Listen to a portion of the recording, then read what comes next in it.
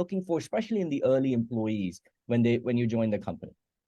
Yeah, I mean, early. So there's what you want and what the reality situation is. You have to take who you can recruit within the market that you're in. So that's why it's so important to be in the right market in Mountain View with the right network, Googlers, because then you're just going to get a crop of good people to start off with.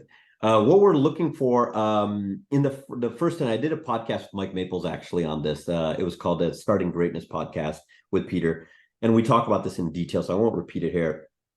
Really, you guys can look it up if you want to look it up. But the punchline is the first 10 people are super important because they end up recruiting the next 10. Each of them recruit 10 people. So if 2 or 3 of them are weak, you're going to have in your first 100 employees, you're going to have 20 to 30 duds. And that's basically the end of the company, because that's a tax on the company, and they're going to drag people down, and they're slow and they have bad behaviors, and you can't build this very tight, efficient system. So I think there is something about having taste and having the ability. It's just like investing. Why do 5 founders that are pitching the same idea, one of them it's they get a super hot round and the other 4 don't?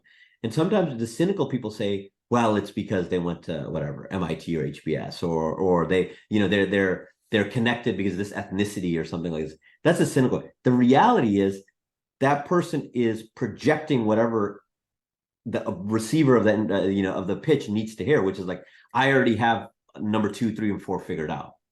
And so I think for us, for the first 10 people, it was very much like we understood what the trajectory of these people need to be just inside the company. I think of the 10 people, probably 3 or 4 were ex-founders. Immediately you get a different group of people because they themselves are there with thinking differently. Everyone was technical. I think 10 out of the 10 first people were engineers. And we made that very intentional decision because we're like, we want to set a tone, which is we hire engineers. We don't hire, again, no disrespect to MBAs or designers or something else. So we're going to hire lots of engineers because this is an engineering company. And then we'll hire our first designer, we'll hire our first recruiter, and all of that stuff. So there's just a lot of signaling. Obviously, the individuals have to be strong. Peter is an exceptionally strong engineer.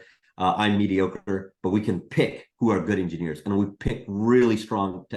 Even by the time we were on the 5th hire, he was like, "I can't believe you brought the first 4 guys in," and we're like, "Yeah, and you can be the 5th one." And then he's like really impressive, and there's a catalyst. Why is it? We give them good equity. We are impressive ourselves. We raised $10 million from Mark Andreessen.